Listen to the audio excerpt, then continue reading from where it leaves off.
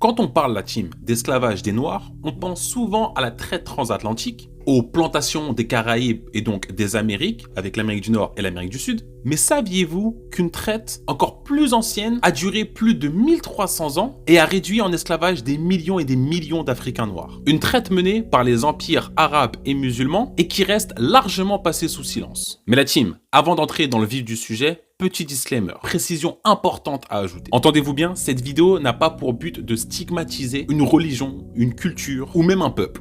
Il s'agit d'un travail historique basé sur des faits et des sources académiques. Pourquoi le terme traite arabo-musulmane? Ce terme ne vise pas à essentialiser une communauté, mais à refléter la réalité historique. Cette traite, comme je le disais en préambule, a été menée par des peuples arabes, mais pas que, des sociétés musulmanes, avec des motivations à la fois économiques, politiques et malheureusement parfois religieuses.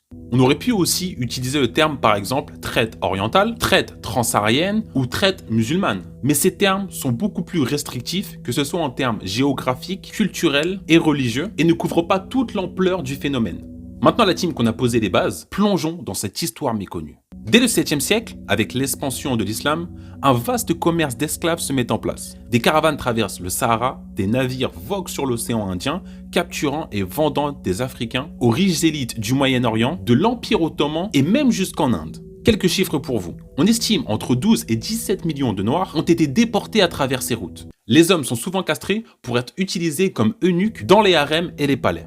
Les femmes, elles, sont majoritairement domestiques et réduites en esclavage sexuel. Dans certaines régions, la traite est si massive que les populations africaines s'effondrent. Prenons l'exemple du Zanzibar du 19e siècle, sous contrôle à cette époque omanais, devient même le plus grand marché d'esclaves au monde. Mais alors, pourquoi en parle-t-on si peu? Contrairement à l'esclavage transatlantique, la traite arabo-musulmane n'a pas laissé autant de traces écrites ou de descendants visibles. Mais pourquoi? Il y a 3 causes principales. Première cause, la mortalité extrême. Beaucoup d'hommes étant castrés, peu de générations d'esclaves noirs ont survécu. Deuxième chose, une assimilation forcée. Les descendants ont été absorbés dans les sociétés locales sans transmission identitaire. Et troisième, et je pense que c'est celui qui est le plus persistant actuellement, c'est un tabou. Dans le monde arabe et asiatique, cette partie de l'histoire reste souvent, même très souvent minimisée, voire niée. Et pourtant, son impact est toujours visible aujourd'hui. Dans plusieurs pays arabes et asiatiques, les Noirs restent victimes de discrimination, leur statut social étant encore marqué par cet héritage invisible. Si nous prenons l'exemple de l'Afrique actuellement, la Mauritanie ou le Soudan connaissent encore l'esclavage. On ne peut pas comprendre le racisme